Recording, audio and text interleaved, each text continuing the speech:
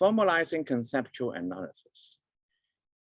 We used to do something that's traditionally called conceptual analysis, where there used to be ordinary language philosophy, logical positivism, and now we are going towards using formal methods. And there's also another trend of doing experimental philosophy.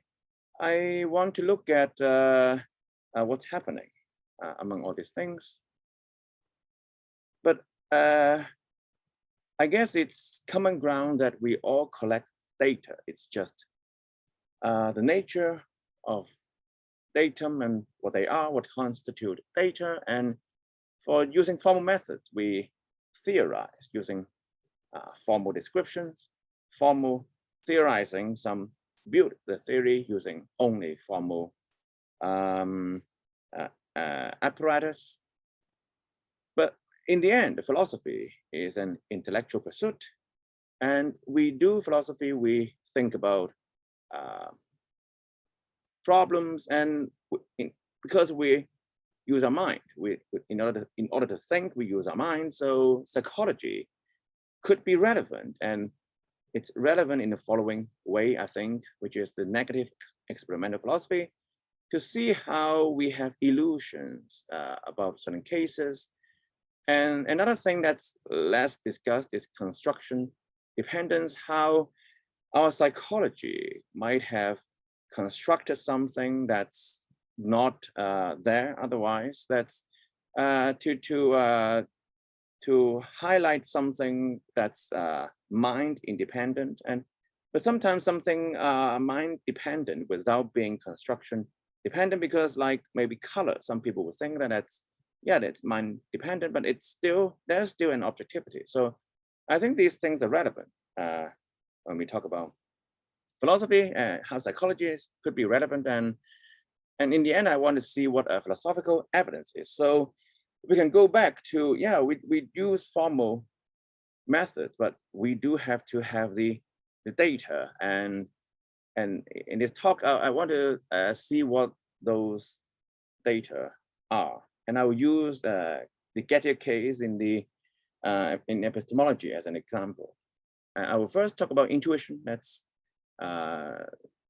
many philosophers have their take on that.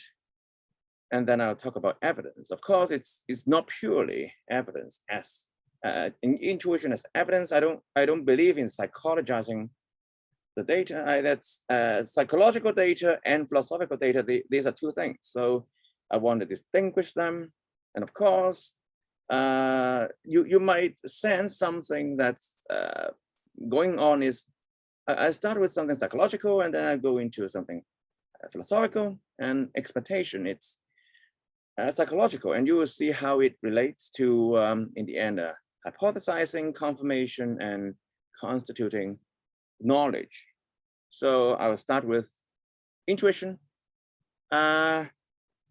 What it is to interpret something. So let's say to interpret is, well, with regard to the intellect, is an intellectual assent. And I will illustrate with the following example. So consider Smith's the job scenario. So I guess everyone of us knows that the Gettier case, Smith, he counted a coin in Jones' pocket, and he seems to know that Jones is going to get the job. So he infers the one that's going to get a job has 10 coins in the pocket.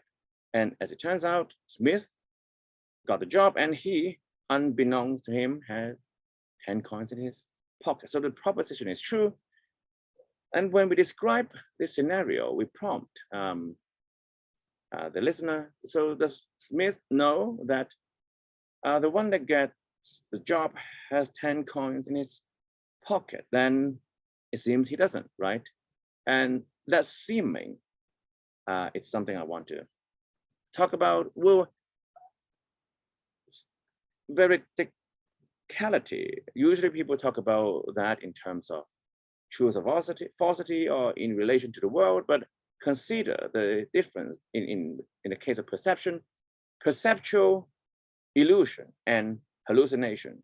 Perceptual illusion, you do look at the world and your perceptual experience is caused by something out there, some external stimuli, but hallucination, it's typically not through the usual channel. It could be caused by something outside. Maybe you got knocked on the head, or maybe you are under the influence. It is still something outside, but there's a difference between something that seems to be only a neurological effect instead of something from the world. So veridicality, I want to use the word in the following way. So you could seem to yourself to have an experience. It seems to you that it seems that it doesn't know, but you can question whether you do have an experience. And this will be very important later on. So when you have that experience, that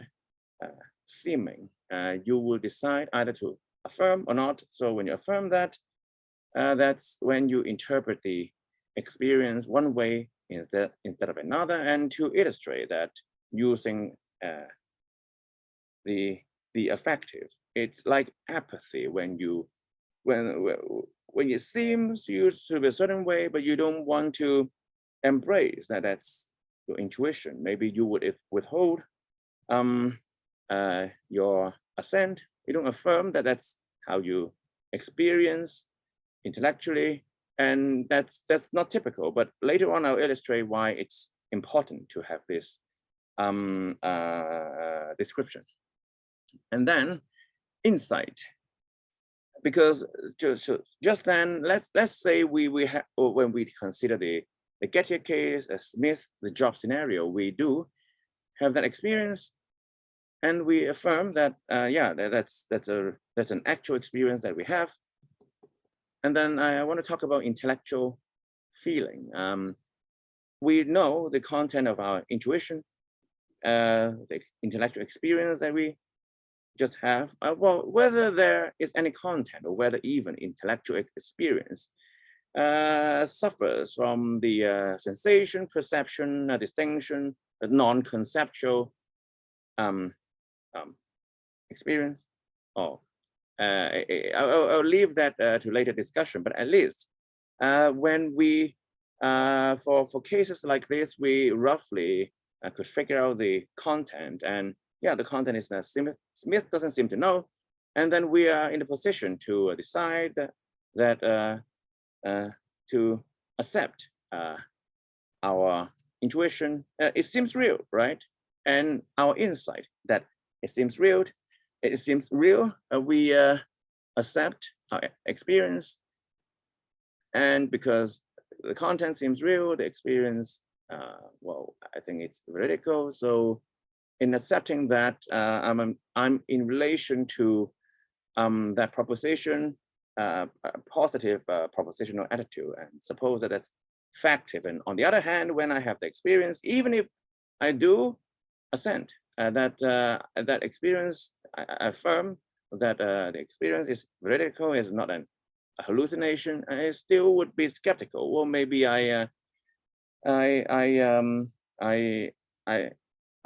the experience is misleading. I could be thinking that way, right? So that's how insight, we interpret our experience with insight.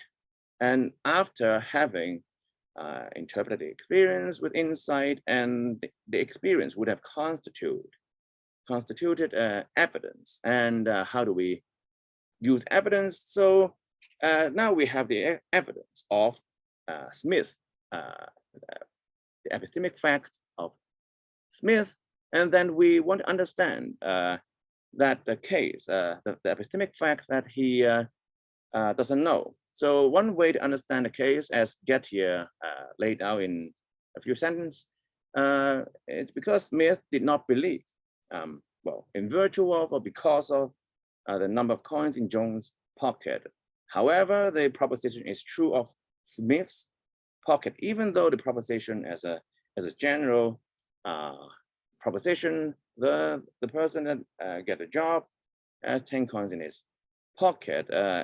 In the actual world, it refers to Smith, and indeed it's true because of Smith's pocket. So what I just said explained the case with something else in terms of in virtue of, in terms of a because of, or simply a reason or justification. And that's to explain the case using some theory. And we do sometimes infer based on best explanation, or depending on our intellectual aesthetics, because sometimes what it is to be the best explanation, some people think about simplicity, elegance, and in the end, we want to infer to a theory that's true, and that's the hope. And of course, if we did understood the case with knowledge, then we understood it instead of a mere explanation. Like argument, we could have a valid argument, but it doesn't extend knowledge because the argument were not from known premises. So explanation and understanding, I think it makes a difference whether we understood something with knowledge or not. And as with what is a case in philosophy, it's intellectual input. So usually when we bring something, to input something into the intellect, we suppose that Smith is, well, it's a job application, but I think it's an interview, and he met Jones and other people. And we bring into salience as a scenario, and we have certain intellectual response, like we had the intellectual experience and the intellectual feeling. And afterwards, we would do the intellectual judgment. And that's, I think, how we deal with cases. And of course, we sample different cases. We want to vary the condition, but how we vary is in the end theory-laden, because there are supposition about what knowledge is, when it is that someone knows, and when it is that someone does not. Let's say we don't vary the case with regard to the number of hair on Smith's head, I think, because we would not have supposed that the number of hair would make a difference to whether he knows about the number of coins in someone else's pocket. So these are irrelevant conditions. So when we sample different cases, we hope to have a better variety. But of course, it's not a random sampling in this case, because we don't collect data like a psychological experiment. We want people of different background, but we're varying the condition through our imagination. So we want relevant variation, and that's because of our curiosity, intellectual curiosity. So that's what I think philosophical evidence is. And when someone has the evidence and understood the case, the epistemic fact, let's say, in a certain way, they will form some expectation about if they were to think further, to investigate further into the case or some other cases, something related. But let's say I zoom in to the case that's been just mentioned, Jones, Smith, the job case. And so suppose, because the Gettier described Smith as, I think, somewhat the evidence in a non-factive way, I think, that Smith might have is that the president told Smith that Jones is going to be selected. But then the case were under described how, in fact, Smith would thought that, and I filled in the case to give it more detail, to enhance the detail. So let's say the president came out of the office while every job applicant were waiting for an interview, and he only saw Smith and, let's say, two ladies who don't have facial hair, and told the secretary, oh, the unshaved guy is cool. So he only saw Smith and two ladies. And on that day, Smith forgot to shave, and he didn't know that he forgot to shave, so he didn't know that he's unshaved. And he saw Jones to be bearded. It happens, and he's the only one who's bearded in the room. So Smith thought that the president was saying that Jones is cool, and he thought that Jones is going to get the job. And of course, holding every other fact. It's just me trying to fill in the details for the Gettier case. So it's supposed to be compatible with the case discussed. Of course, whether that's what Gettier had in mind or whether he underdescribed, in order for us to fill in the details, that's an exegesis question. So given that it's if it's the same case zoomed in, I think we would expect the intellectual experience, the intuition that Smith still doesn't know. Well, even if what seems to be evidence of Jones getting the job is in fact evidence of Smith himself getting the job, because he did not, well, on the one hand, he still doesn't know the number of coins in his pocket, and on the other hand, even if that evidence was supposed to justify Smith knowing that Smith would get a job, and he somewhat misread the situation, but still, even if that's evident of him being a winner, he still did not infer from himself getting the job and himself having that number of coins to the proposition under discussion. So that's one way to explain our repeated intuition, our expected intuition. So the intellectual experience we have satisfy our expectation. And so I just want to highlight that when we enhance the detail, we increase the clarity of the case. And one very important thing is that, yeah, we expect ourselves to have certain intuition, but what's very important is that we are sincere, because we could have intuition that's contrary to our expectation, but we're doing thought experiment, and that's something that's I will bring out later on, and intuition. So I've mentioned that I think it's an intellectual experience up for interpretation, and interpretation, it could be something like a conceptual competence exercise, and apply certain concept to the experience and to have the content. But usually intuition comes with a certain content. I guess we would normally know what the intuition indicates, and when we after we affirm having that intellectual experience, we using the insight, we accept the content as real. But then intellectual experience sometimes are underdetermined by prior experiences, or even by genetics, or if I think there are innate knowledge, and it could be underdetermined. And there are cases in which we don't know, our intuition not clear which way it points to. There could be cases like that. And there could also be cases in which we have recalcitrance, because what we expected in these cases that given our background theory, we thought that this case we will intuit a certain way. But as it turned out, even the theorist himself would have intuited the other way. And how we handle these cases, because, for example, for cases of underdetermination, I think sometimes when we are brought up and learn, like in philosophy, for cases that are underdetermined, maybe we want to learn from the teacher. Well, he's the teacher, he's the expert. So when we are not sure, maybe he's got it right. I don't have the intuition, but he said that it's the right way to think, and I learned from him. And I guess psychologically, this will bias later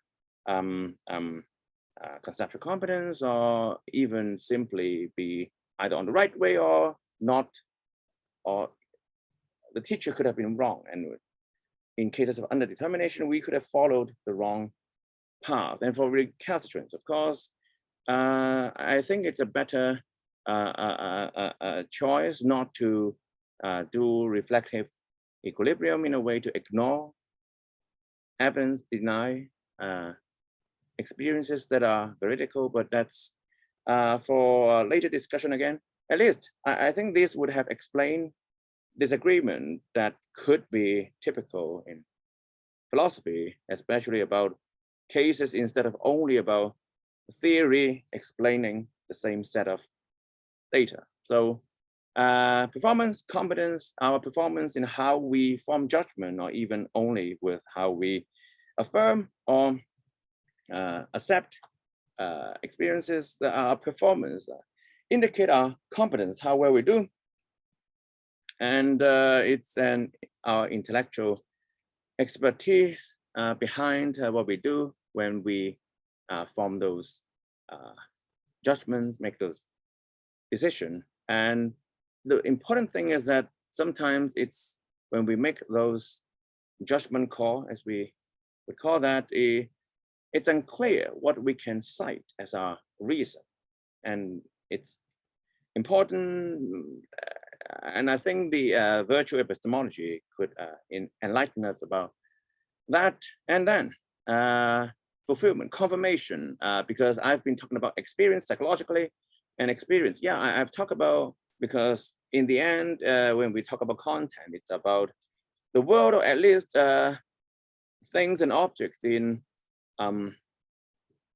well, through imagination, we access other possible worlds. So we're still thinking about something real. If possible worlds are real, it need not be the David Lewis way, but at least the Stornaker or Kripke way. So when we call, well, then we go out of our experience and go into the world and think about knowledge and justification. These relation that's a real relation.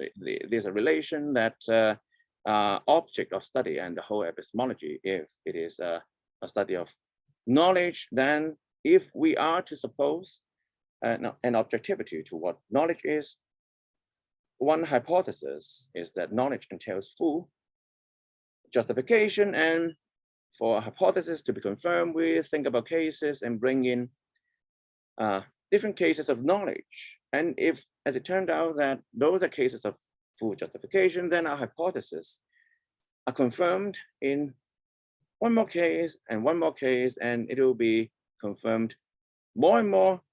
And of course, that invariance, because in those cases, we vary the relevant condition, and hopefully we will see that in all cases of knowledge, there are full justification. So that invariance, of course, indicates something that's objective. Usually we talk about that as mind independent, but if we allow something like a mental constitution, we could still constitute something with a mind that's real and objective, that's there, even if dependent on mind. So I would later on talk about something called construction independence. Knowledge being the way it is independent of our construction. But there are things that might depend on, like agreement, a linguistic convention, but I will leave that to other chance for discussion. And that's experimentation as well, because we hypothesize and we acquire further evidence in hope to confirm our hypothesis. In this case, it's about knowledge. So philosophical evidence, I think that's just intellectual datum. When we have the intellectual experience, we exercise our conceptual competence. We might not always know that we are conceptually competent, but we presuppose that we are, and we decide whether to omit a certain experience that we have, let's say, affirmed as veridical experience that's not hallucination, but then we still question whether it's the content is real. And if we did, it's omitted, then it's a datum. And we collect the data through doing intellectual experimentation and do data analysis. Of course, we still have those data, and something like defining, I didn't talk about definition here. It's always describing knowledge being a certain way, such as entailing full justification. But in order to talk, like talking about necessary and sufficient condition, and we have the intuition, the cases, if that's conceptual analysis and testing whether the necessary and sufficient condition works, the data analysis works roughly like that. But of course, we're not analyzing our concept. We're analyzing the data about the cases. And something that, that experimental philosophy can contribute to would be to investigate our cognitive bias. So let's say we want to see whether people in a certain mood would have different seemingly insight to form a certain interpretation and accept certain experience as evidence than otherwise. So maybe mood will make a difference to how we make judgment, and sometimes whether it's better mood or worse mood, and how it interact with the case at hand, whether it's morally loaded, or maybe there could be many situations about our psychology that makes a difference to our competence. Because even if someone competent, someone with a very good skill could be in a bad situation in which the exercise of his skill did not constitute an exercise of competence that constitutes the right performance. So it's a possibility. So we have to know our intellectual limitation. And here's a summary: intuition as intellectual experience, how it constitutes evidence. And of course, having some evidence, having understood the case a certain way, we have expectation about further intuition. And if it got verified with further experience, we go beyond experiences, psychology, and talk about the world and hypothesize about how knowledge is, and of course, many other different cases of interest in philosophy. So lastly, I want to apply my formal method to the following case, because one conclusion from Gettier is that he doesn't seem to be able to find a sufficient condition for knowledge. And if knowledge having a sufficient condition would empower someone epistemically with the epistemic competence with all epistemic cases, so give someone with a sufficient condition a case, then he will know whether the subject in the case knows or not. Of course, he will know that he will make form the correct judgment, the true judgment. And in order to have that competence, I would argue that, yeah, sometimes we describe a case descriptively, someone, certain condition, and whether he knows or not, like the Gettier case. But that's one way to access a case. Another way to access a case is especially with actual cases. So does Michael Moore know about 9/11? We don't have to describe the case furthermore. Well, that's the case. Michael Moore in the actual world, 9/11. Of course, we have to know what Michael Moore thinks about 9/11. And of course, we also have to know about that event. And because epistemic facts are world involving, in order for us to have the epistemic competence to decide all epistemic cases, I think we will be omniscient, and that's a human impossibility. And that's how I think it gives us a way to see why knowledge is not analyzable. Thank you.